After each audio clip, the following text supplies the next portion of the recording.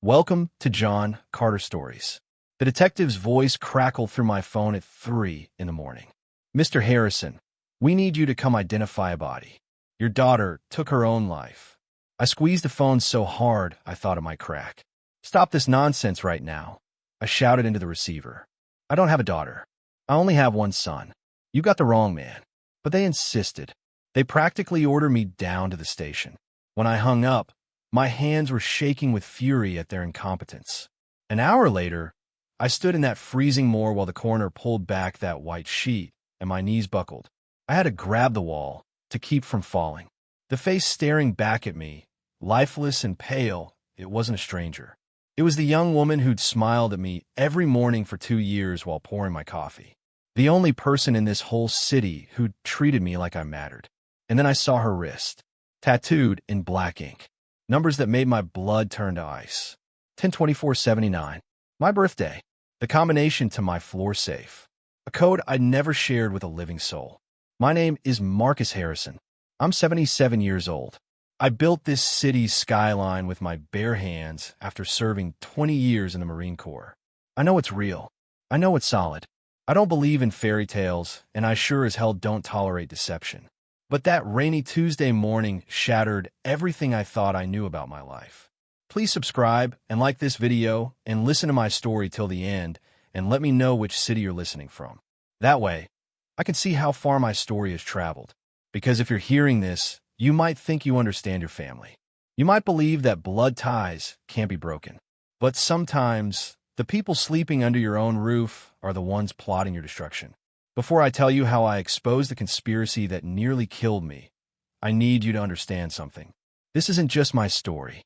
This could be yours. This could be anyone's. Tell me right now, in the comments, has someone in your family ever hidden something so devastating that when the truth came out, your entire world collapsed? I read every single one. It all started with that phone call. Not the gentle buzz of a cell phone, but the harsh, mechanical ring of my kitchen landline. The kind of sound that jerks you out of sleep and floods your veins with adrenaline. The red numbers on my nightstand glowed 312. Outside my window, Seattle rain pounded the glass like it was angry at the world. Usually that sound puts me to sleep. That night, it sounded like warning shots. I grabbed the phone, my voice rough with sleep and 40 years of cigars. Harrison speaking. Mr. Harrison, this is Detective Morrison from Seattle PD. I sat up, my shoulder joints popping like firecrackers. A cop at this hour usually meant my son Brandon had wrapped his Mercedes around a telephone pole or started a fight at some expensive restaurant. Wouldn't be the first time I'd had to bail him out. What did Brandon do this time? I already had my checkbook ready in my mind. Sir, this isn't about Brandon. This is about your daughter, Emma Harrison. I rubbed my temples, confused and irritated. Hold on right there. I don't have a daughter. I have one son, Brandon. That's it. You've dialed the wrong number. The silence that followed felt heavy enough to crush me. Mr. Harrison, the detective's voice turned serious. We found identification in the victim's jacket. Emergency contact card with your name and this number. Her driver's license says Emma Harrison. She was found in a motel outside Tacoma. Looks like she took her own life. My heart didn't race. It just went cold. Stone cold. This had to be a scam. Some elaborate scheme. Maybe some girl was using my name for attention. Listen to me very carefully, detective. I'm 77 years old. I know exactly who my children are. I have one son. He's 45 and probably asleep in his downtown condo right now. I don't know any Emma. Mr. Harrison, you need to come to the King County Medical Examiner's office. Now, or I'm sending a patrol car to bring you in. This isn't optional. The line went dead. I sat on the edge of my bed, listening to rain hammer the windows. My house felt enormous and empty. It had felt that way ever since my wife Linda died 5 years ago. Now, it was just me rattling around in 4,000 square feet of memories. I got dressed the way the Marines taught me. Efficiency. Flannel shirt, work pants, boots that had walked 1,000 construction sites. Grabbed my keys to the truck. It's a 2005 Ford F-150. Last year, they made them properly, before everything became computers and touchscreens. That truck had hauled lumber, concrete, and my broken dreams for almost 20 years. I drove through dark, rain-slick streets. Windshield wipers beat back and forth like a metronome, counting down to something terrible. Who was Emma Harrison? Why did she have my information? Was this some plot against Brandon? Was someone trying to extort money from my family? I pulled out my phone at a red light and called Brandon's number. It rang, and rang, and rang. Then voicemail. His voice, smooth as expensive whiskey. You've reached Brandon Harrison, CEO of Harrison Development Group. Leave a detailed message. Brandon, pick up your phone. Police just called. Some woman is dead, and they think she's my daughter. Call me immediately. I threw the phone onto the passenger seat. Brandon never answered. Always too busy with meetings or flights or managing the empire I'd built from nothing. To him, I was just the old man who needed to be handled. The stubborn relic who refused to move into one of those senior living places he kept suggesting. My hands tightened on the steering wheel until my knuckles went white. My routine, my one constant. Every morning at 7, I went to a little diner called the Copper Cup on 4th Avenue. Black coffee, 2 eggs over easy, whole wheat toast. Every single morning for 2 years, a waitress named Emma served me. Emma. The name crashed into my brain like a freight train. No, it couldn't be. Emma was young, mid-20s.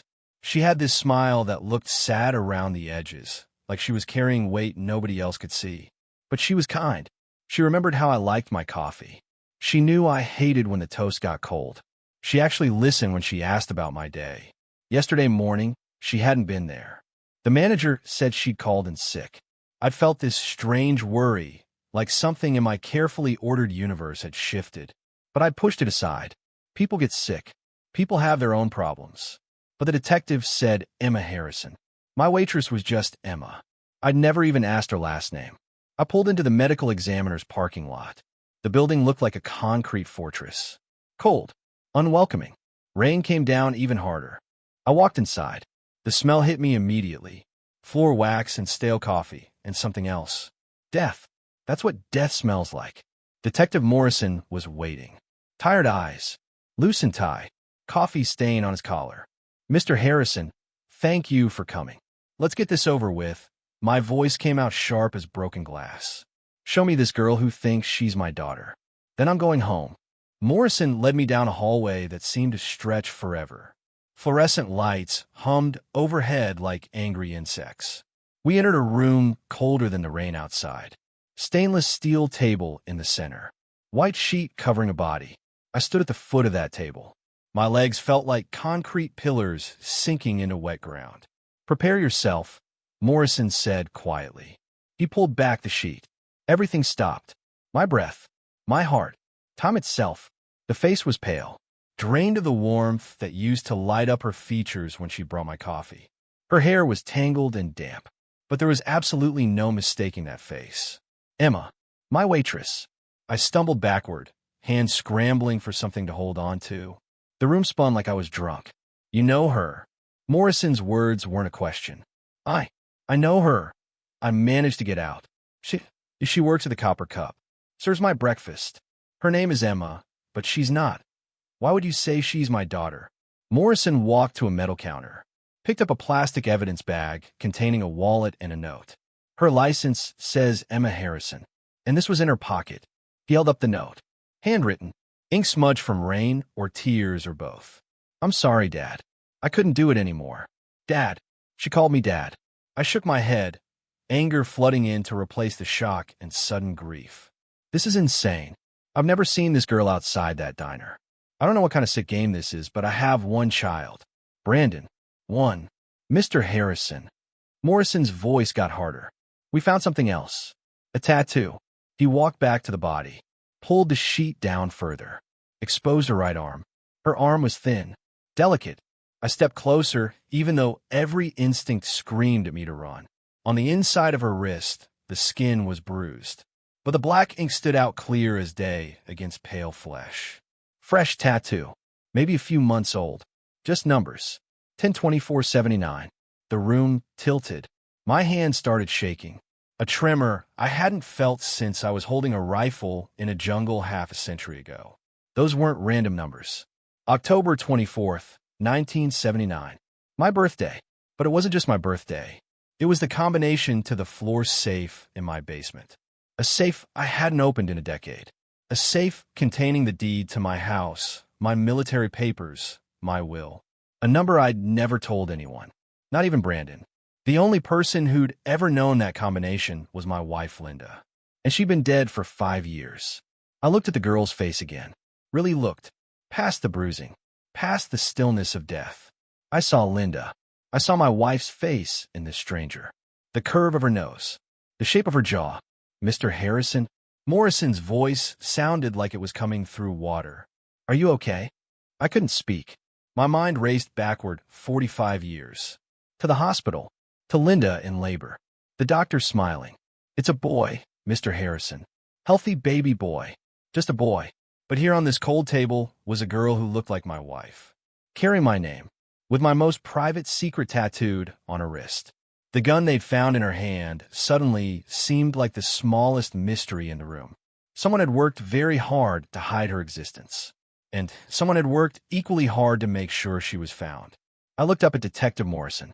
The anger drained away. What replaced it was cold, military resolve. I need to make a phone call, I said. Not to Brandon. He wouldn't answer anyway. And for the first time in my life, I realized I didn't want him to answer. Because if this girl was who I suspected, then my son wasn't just a busy executive. He was a liar, and I was going to find out why. I turned away from the body, but I could still feel those numbers burning into my brain.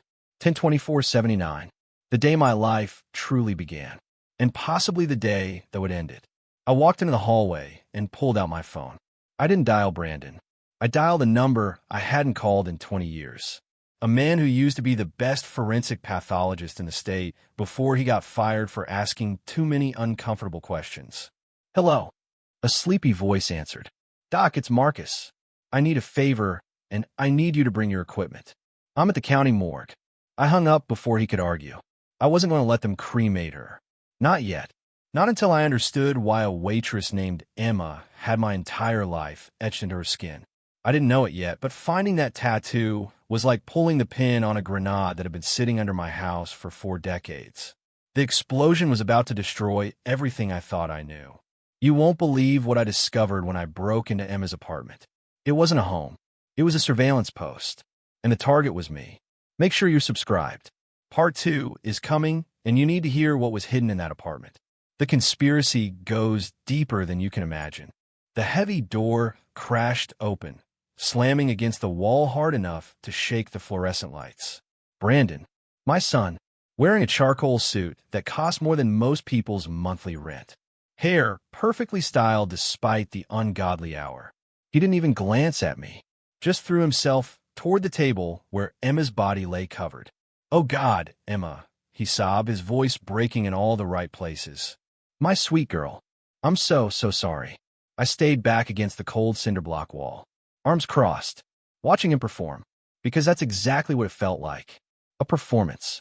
I've seen real grief. I've held dying men in my arms in combat zones. Real grief is ugly, quiet. It breaks you from the inside out. But Brandon was loud, making sure everyone, especially Detective Morrison, witnessed his pain. He spun toward me, face twisted with manufactured anguish. Dad, I'm so sorry you had to find out this way. I wanted to tell you. I swear. She was from my college days. A mistake. I didn't even know about her until a few years ago. I've been supporting her, trying to help, but she was troubled. So troubled. He buried his face in his hands. I didn't say a word. Just let the silence stretch until it became suffocating. My eyes dropped to his feet. Handmade Italian leather shoes. The kind with soft soles that absorb water like a sponge. It had been raining in Seattle for 6 straight hours. The parking lot was full of puddles. To walk from his car to this building, he'd have had to wade through at least 2 inches of standing water. But his shoes were bone dry. Not a single drop. Not a scuff mark. I looked at his suit jacket. Dry. His pants cuffs. Dry. Cold suspicion crawled up my spine like ice water. If he'd just driven here in a panic after getting a call from police, he'd be soaked. To be this dry, he'd been inside somewhere for hours. Or maybe he'd been waiting nearby, waiting for the call he knew was coming. You got here fast, Brandon, I said, my voice rough as sandpaper. Traffic's terrible on I-5 in this weather. He froze, just for a fraction of a second, then wiped his nose with a silk handkerchief. I was at the office, working late, closer to downtown. I drove like crazy when I heard. Liar. I didn't say it out loud, just nodded slowly. Morrison was watching both of us now. His eyes narrowed slightly. He sensed something was off, but he bought the story. Why wouldn't he? A wealthy businessman mourning his secret daughter. Tragic but tidy, except I knew Brandon. He hadn't worked past 5 p.m. in a decade, and he hated surprises.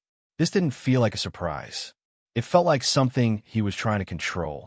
We need to make arrangements, Brandon said, straightening up, shifting from grieving father to corporate problem solver in seconds. We can't leave her here in this cold place. Dad, I know this is shocking, but I want to handle everything. I'll pay for cremation. We should do it immediately. Tonight, if possible. I stepped forward. Cremation? Since when do Harrisons cremate their dead? Your mother is buried. My father is buried. We have a family plot. We put people in the ground, Brandon. We give them headstones. He waved his hand dismissively. No, Emma wouldn't have wanted that. She wasn't traditional. And, Dad, think about the scandal. Illegitimate child. Suicide. The press will destroy us. It'll affect stock prices. Drag our reputation through the mud. We need this handled quietly. Ashes are quiet. Dignified. We scatter them at sea. That's what she deserves. He wasn't talking about dignity. He was talking about disposal. He wanted to burn the evidence. Turn this girl into dust before anyone could ask why she had my birthday tattooed on her wrist. Rage burned hot in my chest, but I forced it down. I needed to think clearly. I was in hostile territory. I'm her grandfather, I said, my voice dropping dangerously low. Allegedly. If she's your blood, she's mine. And I say we don't burn her like garbage. We wait. We have a proper service. Brandon's jaw clenched. He moved closer, invading my space, smelling like expensive cologne and scotch. Dad, you're confused. Upset. Not thinking straight. I'm her father. I make the decisions. And I say cremation. Detective, he turned to Morrison. Release the body to the funeral home I called. They're on their way. I want paperwork started now. He was steamrolling me, pushing for speed because speed hides mistakes. I needed to slow him down. By time, I looked at Morrison's desk. Stack of papers. Police reports. Styrofoam cup of coffee. Fine, I said, letting my shoulders sag, playing the exhausted old man. You're right, Brandon. I'm tired. Confused. Just let me sit for a minute. My heart's racing. Brandon exhaled with relief. Good. Good, Dad. Just sit there. I'll handle the authorization. Morrison, give me that pen. I shuffled to the desk, leaning heavily on it. Reached for the chair. But my hand trembled. Knocked the coffee cup. It wasn't an accident, but I made it look like one. The cup tipped. Dark, lukewarm coffee flooded across the desk. Soaking papers. Dripping onto the floor. Splashing Brandon's pristine Italian shoes. Jesus Christ. Brandon jumped back. Dad, look what you did. My shoes. I'm sorry. I mumbled, grabbing napkins and making a show of dabbing uselessly. I'm so clumsy. My hands don't work right anymore. Damn it, Brandon hissed. He looked at the authorization form. Ink running. Ruined. I need a towel. Morrison, you have towels. Down the hall. Morrison said, looking annoyed. I'm going to the restroom to clean this. Brandon glared at me. Don't touch anything else, Dad. Just sit there. He stormed out. I stopped shaking immediately. Didn't bother cleaning the coffee. I grabbed the one file that stayed mostly dry. Crime scene report Morrison had been filling out. My eyes scanned the typed text fast. Victim found in motel room 104. Single gunshot wound to right temple. Weapon found in right hand. Finger on trigger. Residue on right hand. Conclusion. Suicide. I froze. Right hand. Tuesday morning flashed in my memory. The diner. Emma walking over with a coffee pot. More coffee, Mr. Harrison? She held the pot in her left hand. Poured with her left hand. When she wrote down my order, pen in her left hand. When she wiped tables, left hand. Emma was left-handed. I looked back at the report. Weapon found in right hand. If you're going to end your own life, you use your dominant hand. It's instinct. Biology. You don't switch hands for something that final. This wasn't suicide. Someone put that gun in her hand after she died. And whoever did it didn't know her well enough to know she was left-handed. Brandon didn't know because Brandon never actually knew her. He wasn't here to mourn a secret daughter. He was here to cover up murder. I pulled out my phone, snapped a picture of the report, focused on the line about the right hand, then photographed the crime scene photo attached to the back showing her body with the gun in her right grip. Footsteps in the hallway. Brandon returning. I shoved the phone in my pocket and sat down heavily. Let my face go slack. Resumed the mask of the confused, clumsy old man. But inside, the Marine was back. The builder was back. I'd found a crack in the foundation. Now I was going to bring the whole structure down. Brandon walked in, scrubbing at his shoe with wet paper towels. Okay, he snapped. Morrison's printing a new form. We sign it and we leave. This nightmare ends tonight. I looked at him, really looked at the son I'd raised. The boy I'd taught to throw a baseball. He was gone, replaced by this stranger in a wet suit, desperate to burn evidence. Whatever you say, son, I said softly. But I knew the nightmare wasn't ending. It was just beginning, and I wasn't going to let him destroy her. I had to get into her apartment before his people did. I had to find out what she knew. Make sure you're subscribed. In the next part, I race against time to break into an apartment that looks like a shrine to my entire life. And I find a diary hidden in the last place anyone would look. The secrets in those pages will make your blood run cold. Part 3 is coming. I left that morgue with fire in my gut. The kind of burn I hadn't felt since combat. Brandon would move fast. He always did. He treated problems like bad investments. Cut them loose before they tanked the portfolio. Emma, or whoever she really was a line item he needed to erase. I knew his cleaners would be at her place within the hour. Not housekeepers. Professionals who made lives disappear. Scrubbing fingerprints. Shredding documents. Turning homes into empty shells. I had to beat them there. I'd photographed the address from the police report when Morrison wasn't watching. A rundown building in Rainier Valley. The part of Seattle the tech boom forgot. Rain hammered down as I drove. Streets turned into rivers of oil and trash. I parked 2 blocks away behind a dumpster. Didn't want Brandon's people spotting my truck if they showed up while I was inside. I walked fast, boots splashing through puddles. My hand checked the pocket where I kept my folding knife. I was 77, but adrenaline was doing a young man's work in my veins tonight. The building reeked of boiled cabbage and mildew. Hallway lit by one flickering bulb that buzzed like a dying insect. Apartment 4B. Cheap particle board door, painted institutional beige. I didn't knock. Dropped to one knee, ignoring my arthritis. Pulled a small leather case from my boot. Lock picking. Skill I learned in the Corps and refined on construction sites when foremen locked themselves out. This was a simple tumbler lock. The kind landlords buy in bulk. Tension wrench. Rake. Click. Click. Cylinder turned. I was in. Locked the door behind me. Engaged the deadbolt. The apartment was dark except for orange streetlight bleeding through thin curtains. I pulled out my small flashlight and swept the beam across the room. I'd expected mess. Clutter. The chaos of a 24-year-old waitress. Banned posters. Dirty dishes. Cheap furniture. Why, I saw made my blood freeze solid. The room was sparse. Military sparse. Single mattress on the floor with hospital corners. Small table. One chair. No TV. No decorations. No personality. But the walls. Oh God, the walls. My flashlight beam moved across the far wall, and I couldn't breathe. Photographs. Hundreds of them. All of me. Me at the copper cup, fork halfway to my mouth. Me leaving the pharmacy. Me sitting on a park bench feeding pigeons. Me arguing with Brandon in my driveway. The photos were arranged chronologically, connected by red string like something from a detective show. I stepped closer, feeling violated in a way I'd never experienced. Was she stalking me? Obsessed? Planning something terrible? I followed the red string to a large map pinned in the center. My property. Every detail mapped out with terrifying precision. Blind spots in security cameras. Times the gardener arrived. Exact location of my bedroom window. Notes scribbled in margins. Not threats. Observations. 8 a.m. Subject looks pale. Short of breath after 10-yard walk. 9 a.m. Subject took blue pill. Why blue? Prescription says white. Noon. Brandon visited. Subject agitated. Heart rate probably elevated. I moved to the table. Stack of notebooks. I opened the top one. It was a log. My medications. Every pill I took. Dosages. Refill dates. But next to the official list, she'd written her own notes in red ink. Lisinopril should be round and pink.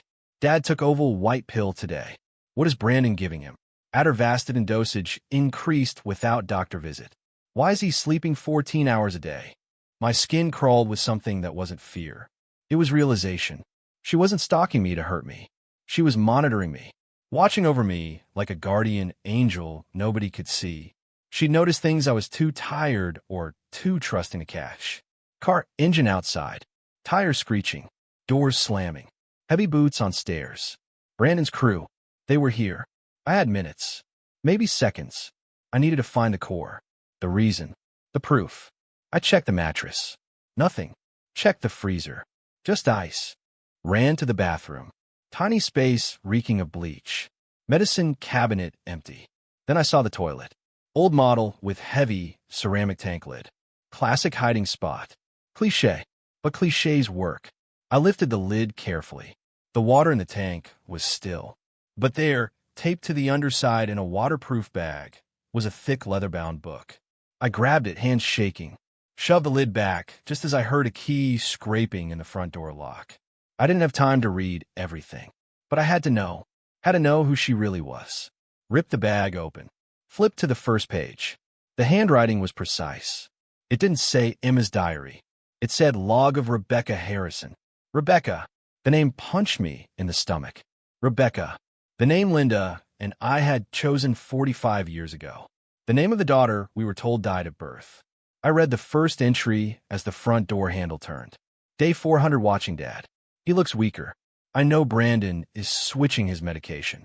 I tested what he threw away. It's not medicine. It's sedative mixed with mild poison. He's slowly killing him. I have to tell Dad. I have to let him know I'm alive and his son is murdering him. But I'm scared. If Brandon finds out I know, he'll kill me first. The apartment door crashed open. Clear the room. Bag everything. I was trapped in the bathroom. Only exit was a small frosted window above the tub leading to the fire escape. I shoved the diary inside my jacket, zipped it tight against my chest. This wasn't just a diary. It was my life. Evidence that my son wasn't just greedy. He was a killer, slowly poisoning me while smiling in my face. And it was the voice of the daughter I never knew existed. A daughter who spent her last days trying to save the father who didn't know she was alive. I climbed onto the tub rim, pushed the window open, slid out into rain and cold. Boots on the fire escape, rusty iron groaning under my weight. I heard the bathroom door bang open behind me, but I was already gone. Down the ladder, into the alley, into the night. I didn't feel the cold. I felt rage. White-hot rage that could burn this entire city down. Brandon thought he'd cleaned up his mess, thought he'd silenced the girl, but he'd made one critical mistake. He'd forgotten about the old man, and now the old man knew everything. Make sure you're subscribed and turn on notifications. In part 4, I set a trap for my own son. But this isn't just about catching him. This is about making him confess to crimes he thinks nobody will ever discover. You won't believe how I use his own wife against him. The hunter is about to become the hunted.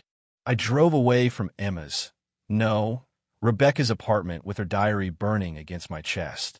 Rain washed mud from my escape, but couldn't wash away the filth of what I'd learned. I needed to be smart, strategic, the soldier, not the father. If I confronted Brandon now, he'd deny everything.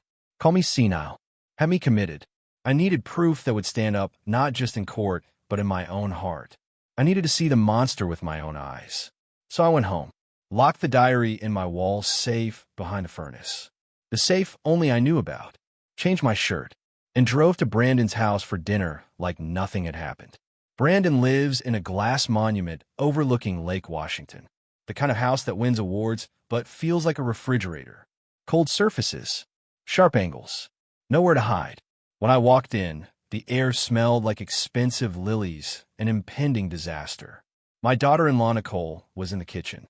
Usually a woman who prided herself on perfection. Hair always styled, smile always practiced. But tonight, she looked like she was one breath away from shattering. Her skin was gray, eyes darting around like a cornered animal. When she saw me, she jumped so hard she knocked a wine glass off the counter. It exploded on the slate floor like a gunshot. "I'm sorry," she stammered, dropping to her knees, picking up shards with bare hands. "I'm so clumsy tonight." I watched her, hands shaking uncontrollably, blood welling up where glass cut her finger. She didn't even notice. "Leave it, Nicole," I said steadily. "You'll hurt yourself." Brandon walked in holding scotch. Looked annoyed, not concerned. "For God's sake, Nicole. Call housekeeping. Get up. You look pathetic." She flinched at his voice. That flinch told me everything. Nicole wasn't just grieving. She was terrified. She knew. Maybe she didn't pull the trigger. Maybe she didn't mix the poison. But she knew. We sat down to dinner. Black marble table. Some kind of roasted bird that looked too dry to chew. I sat at the head. Brandon to my right. Nicole to my left. Conversation was a minefield. Brandon talked about cremation arrangements. Scattering ashes at sea tomorrow. I nodded. Played the defeated old man. Chewed slowly. Watched them both. Then came my moment. I reached into my pocket and pulled out my pill bottle. Orange plastic cylinder. My heart medication. Lisinopril. Or at least that's what the label claimed. Rebecca's diary said Brandon had been swapping pills, replacing real medicine with something that weakened the heart over time. I set the bottle on the table with a loud clack. "Time for the heart pills," I announced, rubbing my chest dramatically. "Doctor says if I miss a dose, I might not wake up." Brandon's eyes flicked to the bottle. Tiny muscle in his jaw jumped. He took a sip of scotch to hide something that looked almost like satisfaction. "You should take them, Dad," he said smoothly. "We want you around for a long time." I stared at him. The audacity of the lie was breathtaking. "I need water," I said. "And I need the bathroom." "Excuse me." I left the bottle on the table. This was the bait. I walked to the bathroom down the hall, closed the door loudly, turned on the faucet to mask sound, reached into my other pocket, and pulled out an identical orange bottle. This one didn't contain poison. It contained harmless vitamin C tablets I'd shaved down to look exactly like heart pills. I'd spent an hour in my garage preparing for this. I waited 2 minutes. Enough time for Brandon to relax. Enough time for him to think the old man was struggling with his bladder. When I walked back into the dining room, the bottle sat exactly where I'd left it, but the cap was slightly askew. Just a fraction. I'd lined up the safety arrow perfectly before leaving. Now it was off. He checked it. Wanted to make sure I was taking the special batch. I sat down, picked up the bottle. In one smooth motion I'd practiced 1,000 times with playing cards in the barracks, I swapped it with the vitamin bottle in my sleeve. Faster than eyes could follow, especially eyes already drunk on arrogance. I opened the vitamin bottle, shook out 2 white pills, popped them in my mouth, swallowed with water, made a show of grimacing. Ugh, goes down rough. I looked straight at Brandon. He was watching with intense, predatory satisfaction. The look of a man watching a fly land in his web. He didn't know he was watching me swallow vitamins. He thought he was watching his father commit slow suicide. "Good," Brandon said. "Important to stay on schedule." Nicole stared at her plate, pushed asparagus around with her fork. Looked like she might vomit. We moved to the living room for coffee. Rain hammered floor-to-ceiling windows, turning the outside world into black nothing. I checked my watch. 20 minutes since I took the pills. If the diary was right, the poison Brandon used was fast-acting sedative mixed with digitalis, designed to mimic massive heart attack. Time for the performance of my life. I started coughing. Dry, hacking cough. Dropped my coffee cup. It bounced on thick Persian rug, spilling everywhere. "Dad!" Nicole's voice trembled. I stood up clutching my chest. Let my left arm go numb. Or at least acted like it did. Groaned deep. Gut. Continue. 2:25 p.m. Guttural sound of pain. "Brandon," I gasped. "My chest. Feels like an elephant." I staggered forward. Knocked over a side table. Lamp crashed to the floor. The room spun because I threw myself off balance intentionally. I collapsed. Hit the floor hard. Let my shoulder take impact. Rolled onto my back. Squeezed my eyes shut. Short, ragged breaths. Twitch my legs like convulsions starting. Oh my God, Nicole screamed.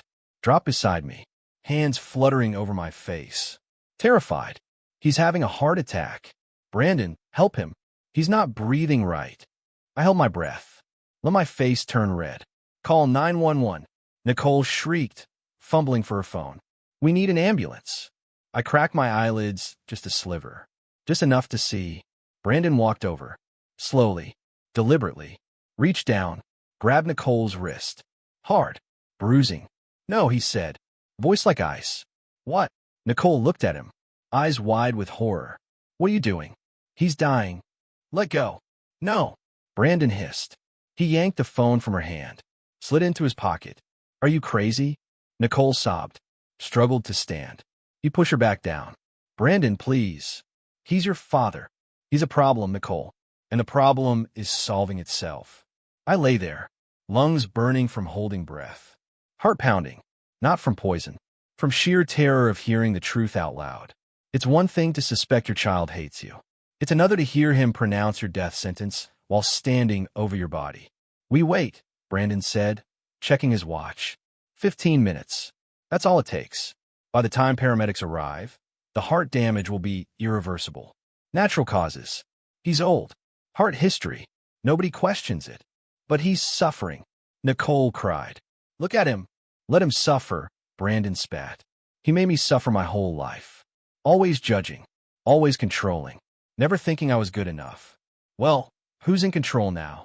He nudged my leg with his foot, like kicking a tire. He's checking out, Brandon said. Just sit there, Nicole.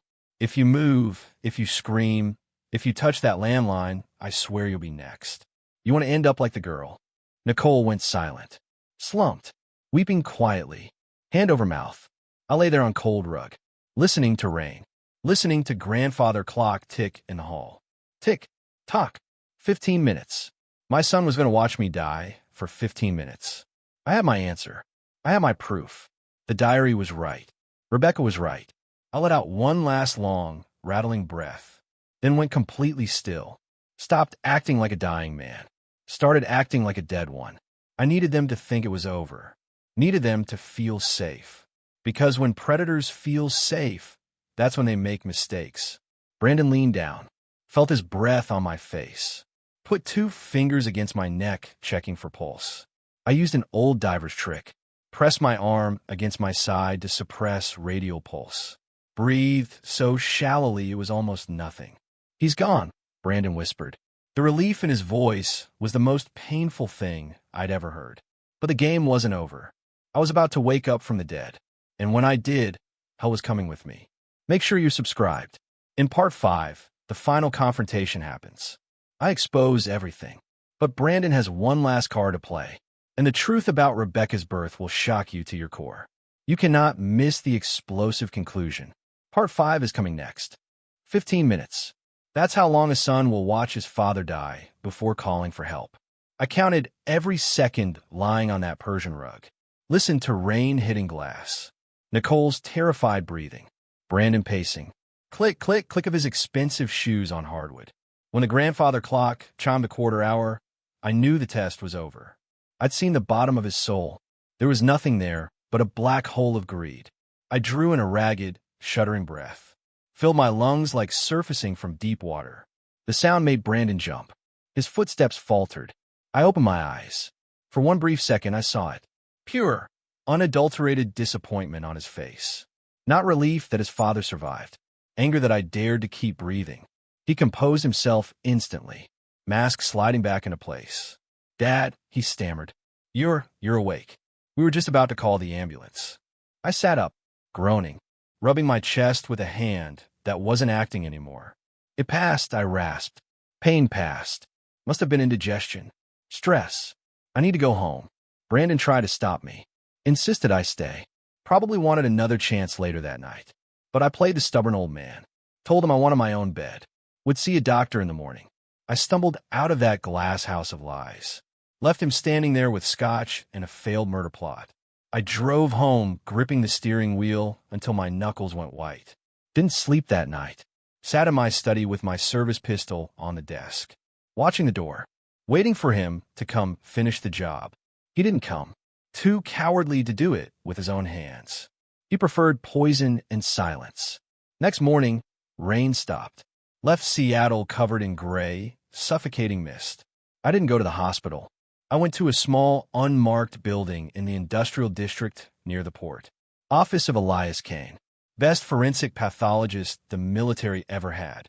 Until he got tired of politics and went private. He was the man I'd called from the morgue. He'd managed to get samples from Emma's, no, Rebecca's body before Brandon moved it. When I walked in, Elias sat under harsh fluorescent light, staring at a computer screen. He didn't say hello, just turned his chair and looked at me with eyes that had seen too much death to be surprised by anything. But today he looked shaken. "Sit down, Marcus." His voice was gravel. I sat on a metal stool. "Tell me she was murdered, Elias. Tell me the gunshot residue was staged." "It was," he said. "No powder burns on her hand. Angle was impossible. She was strangled first, Marcus. Hyoid bone fractured, then shot to cover it up." I closed my eyes. Validation washed over me, cold and bitter. Then Elias slid paper across the metal table. "That's not the worst part," he said. "I ran the DNA panel you asked for. Compared her sample to the hair from your brush. You wanted to prove she was Brandon's illegitimate daughter, right? Your granddaughter?" I nodded. That was Brandon's lie. The story I was ready to expose. Elias leaned forward. "Marcus, look at the markers. Look at the alleles." I looked at the chart. I'm an engineer, not a biologist. I see numbers, patterns. "She's not your granddaughter," Elias said softly. "She shares 50% of your DNA. A granddaughter would share approximately 25%. This girl, this Rebecca, she's not Brandon's child." The room went silent. Refrigerator in the corner seemed to get louder. I didn't understand. My brain refused to process. "What are you saying?" I whispered. "I'm saying she's your daughter, Marcus. Brandon's twin sister." I stood up so fast the stool clattered to the floor. "That's impossible. Linda and I only had one child. One. I was there in the delivery room. I held Brandon. There was no other baby." Elias didn't blink. "DNA doesn't lie, Marcus. People lie. Doctors lie. Records lie. But blood tells truth. She's her daughter." I walked out without another word. "My daughter. My daughter." The words echoed with every heartbeat. "Rebecca, the waitress who poured my coffee. The girl with the sad smile. She wasn't my grandchild. She was my child." I drove home like a madman. Needed to see the records. I've kept every piece of paper since 1960. Taxes, deeds, medical files, in a fireproof safe in my basement, hidden behind false wall in the pantry. I tore through the house, spun the dial on the safe. 102479, numbers tattooed on her wrist. Key to everything. Pulled out dusty accordion folder labeled 1979. Hand shaking so badly, almost ripped paper. Found the hospital bill. St. Catherine's Hospital. October 24th, 1979. Scanned itemized list. Delivery room fee. Anesthesia. Incubator. Wait. Incubator fee, 2 days. Brandon was healthy baby. 8 pounds 4 ounces. He didn't need an incubator. Came home after 3 days. I dug deeper. Found discharge summary signed by Dr. Vance. Man who retired rich a year after my son was born. Moved to the Caribbean. I never questioned it. I was a young father. Exhausted. Overwhelmed. Trusted the man in the white coat. I unfolded yellowed carbon copy of birth record. Faint typewritten letters barely legible. Patient, Linda Harrison. Delivery time, 03:14 a.m. Type of birth, multiple. Multiple. The world stopped spinning. Just froze. Twin A male, live birth. Twin B, female, stillborn. Cause of death, respiratory failure. There it was. The lie that stood for 45 years. They told us she was dead. Told Linda there were complications with the second baby. She didn't make it. They sedated Linda before she could see her. Told me it was better not to look. Better to let the hospital handle remains so we could focus on the healthy boy. I'd agreed. God forgive me. I'd agreed because I didn't want Linda to suffer more. But she hadn't died. Dr. Vance stole her, or sold her, or gave her away to someone who wanted a baby, and pocketed a fee. But Brandon knew. I sat on cold concrete floor of my basement clutching paper that proved my entire life was a lie. Brandon knew. Must have found out years ago. Maybe when he took over company finances. Maybe hired investigators to dig into family skeletons. He found out he had a sister and realized if I knew I had a daughter, his share of the empire would be cut in half. Or worse, if he knew I'd love her, if he knew I'd see Linda in her, he knew I'd rewrite my will. He didn't kill her because she was a blackmailer. He killed her because she was the rightful heir. He killed his own twin sister to keep 100% of a fortune he didn't earn. And he let her serve me coffee for 2 years. Watch her get close to me. Must have been terrified every day that she'd speak up. That's why he swapped my medication. Wanted me dead before she could tell me the truth. Racing against time. I looked at the date on the paper. October 24th. They were born together, and he murdered her alone. I stood up. Grief was gone. Shock was gone. What remained was cold, hard resolve that felt like steel in my spine. I carefully folded the birth record, put it in my pocket next to DNA results. I wasn't a father anymore. I was a judge, and the trial of Brandon Harrison was about to begin. But I wasn't taking him to court. That was too easy. A lawyer could get him off on technicality. No, I was going to destroy his world from the inside out. Make him lose everything he killed for. I picked up the phone, dialed the private investigator I'd hired to bug Brandon's office.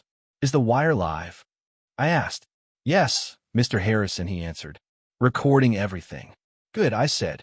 Keep recording, because I'm about to give him reason to confess. I hung up. I knew exactly what to do next. Brandon thought I was weak, thought I was dying, thought he'd won. He had no idea the war had just started. Over the next days, I listened to Brandon's life unravel through that wire. I heard him panic about missing money. $20 million gambled away on bad investments. The company accounts were empty. I heard him call the doctor who'd helped stage Rebecca's suicide. The man was blackmailing him. Wanted $500,000 or he'd send a real autopsy report to police. And I heard him call the family attorney, planning to declare me incompetent, planning to lock me in a memory care facility, planning to take control of my assets to cover his debts. Friday morning, that's when he planned to have me committed. Today was Wednesday. I had less than 48 hours. So I set the trap. I called Nicole, told her I knew everything. About the money, about Rebecca, about her husband's plan. She broke down crying, told me Brandon had been home the night Rebecca died. His gun was missing from a safe. Came back at 2 a.m. smelling like gun oil.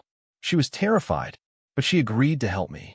I checked myself into St. Jude's Hospital under the guise of a massive stroke. Made it look real. Ambulance, sirens, oxygen mask. Then I had Nicole make the call to Brandon. Told him I was dying. Told him I was rewriting my will. Told him I was leaving everything to the Seattle Animal Rescue Foundation. I knew Brandon hated dogs. The insult would snap whatever rational thread he had left. I lay in that hospital bed hooked to monitors.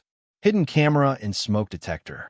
Detective Morrison and his team waiting outside, disguised as orderlies. I waited for my son to come kill me. Around 2 a.m., he came.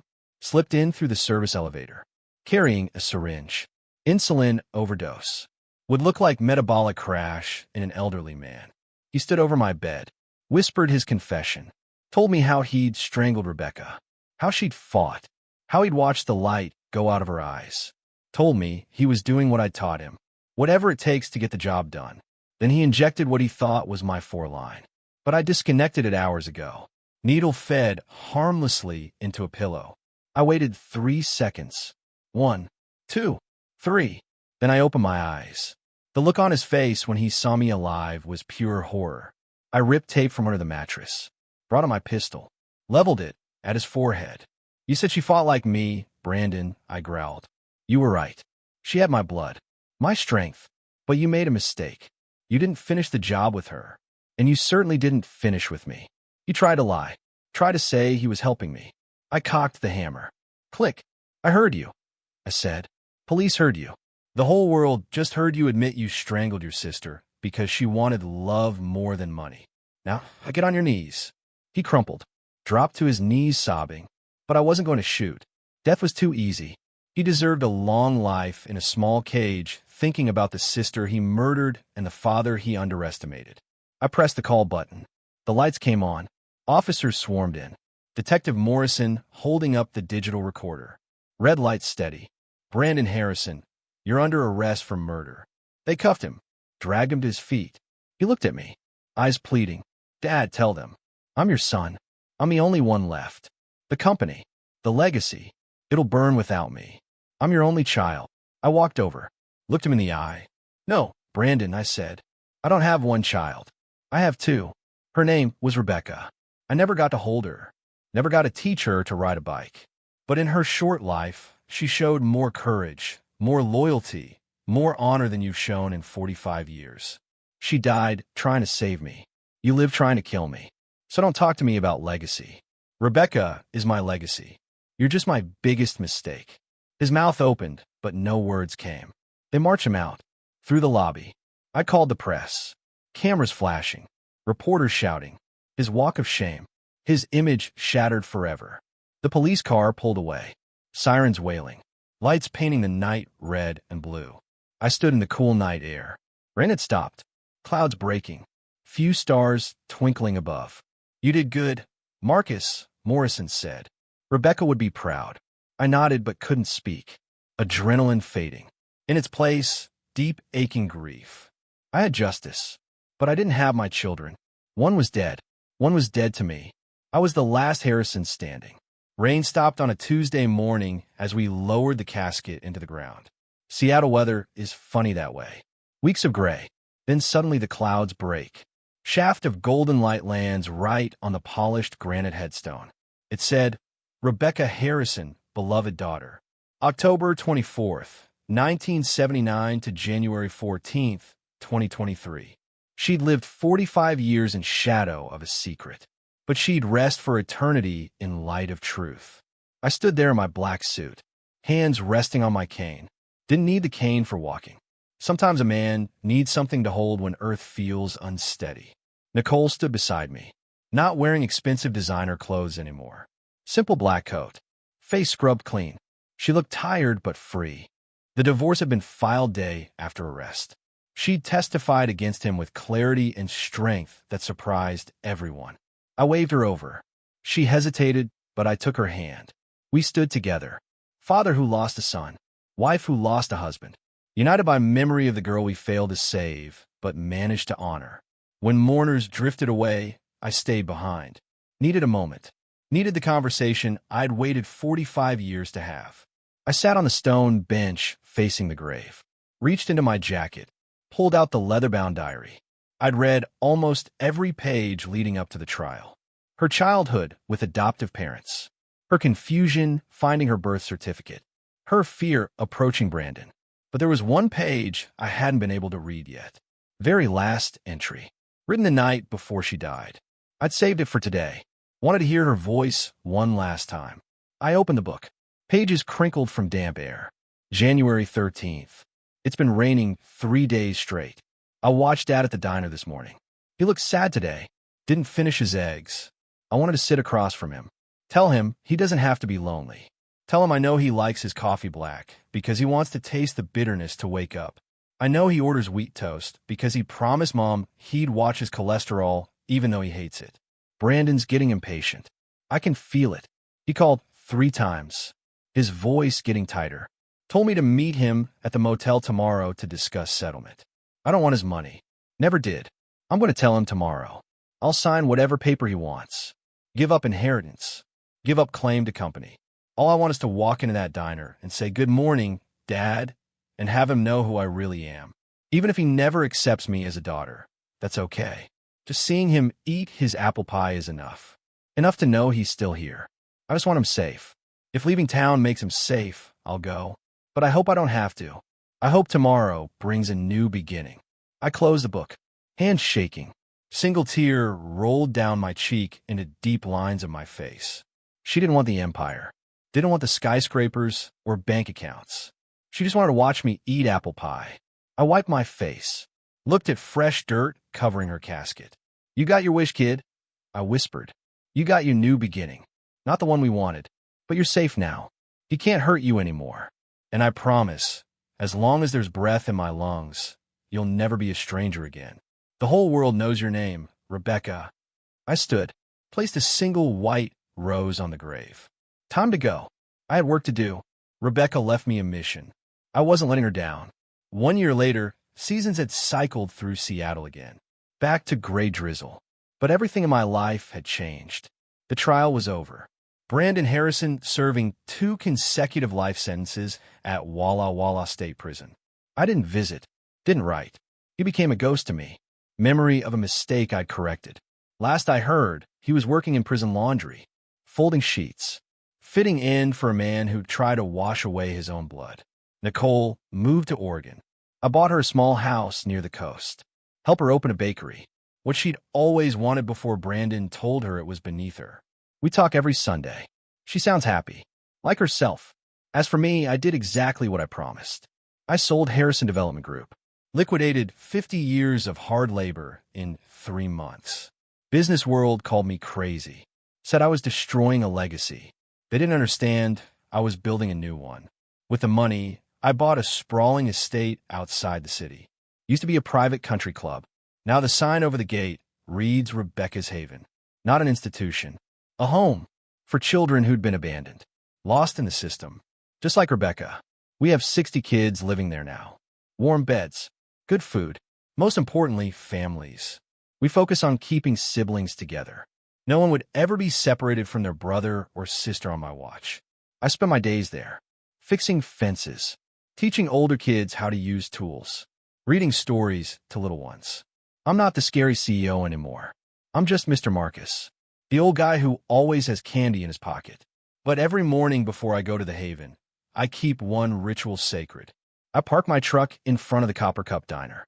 Neon sign flickering in morning mist. Walk in. Bell above door chimes.